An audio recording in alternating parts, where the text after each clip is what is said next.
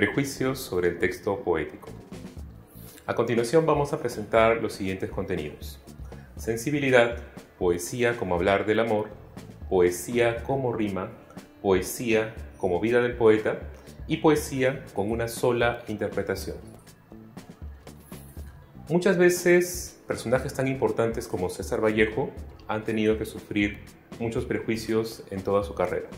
Clemente Palma, por ejemplo, escribió una carta sumamente ofensiva a uno de sus primeros poemas. Eso es importante de saber. No solamente las personas comunes, sino todas las personas importantes y que han marcado la diferencia han sido víctimas de prejuicios. El primer prejuicio del que vamos a hablar es sensibilidad como debilidad. Muchas personas sostienen que ser sensible es una debilidad. Ser sensible es una cualidad. Es una cualidad para percibir y para emocionarnos frente a una experiencia estética.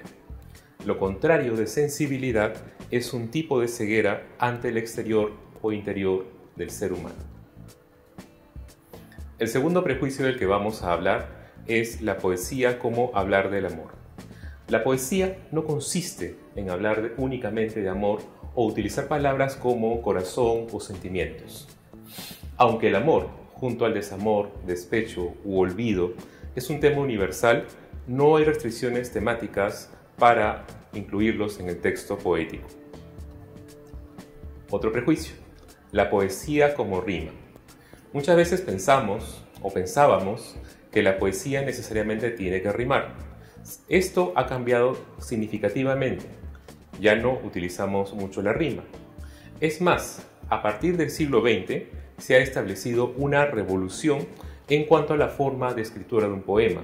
El día de hoy, la mayoría de poetas trabajan con verso libre, caligramas o empleando el espacio en blanco como un lienzo. Un ejemplo de esta revolución es el poemario 5 metros de poemas de Carlos Oquendo de Amat. Otro prejuicio más: poesía como vida del poeta. Muchas veces pensamos que el poeta es exactamente como sus poemas.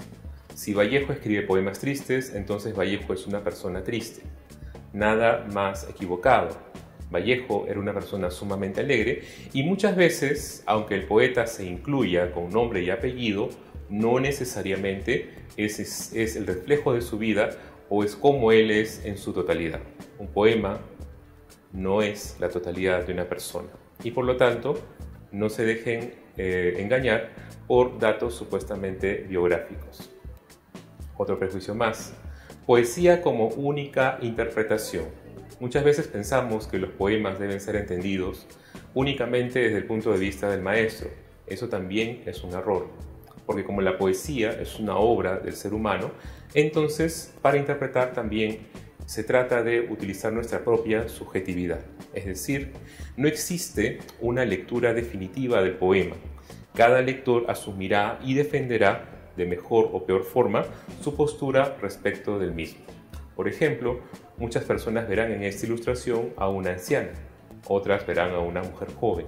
Sin embargo, todo eso depende de la percepción y de la forma de ver las cosas de cada uno de nosotros. Entender también que la poesía, como toda actividad humana, ha sufrido numerosos prejuicios. En resumen, las cualidades para entender la poesía pasan por la revaloración de la sensibilidad, la apertura de temas, el conocimiento de las nuevas formas de escritura, una interpretación más allá de la vida del poeta y la autonomía de pensamiento al plantear las posibles lecturas. Les dejamos las referencias para un posterior estudio. Muchas gracias.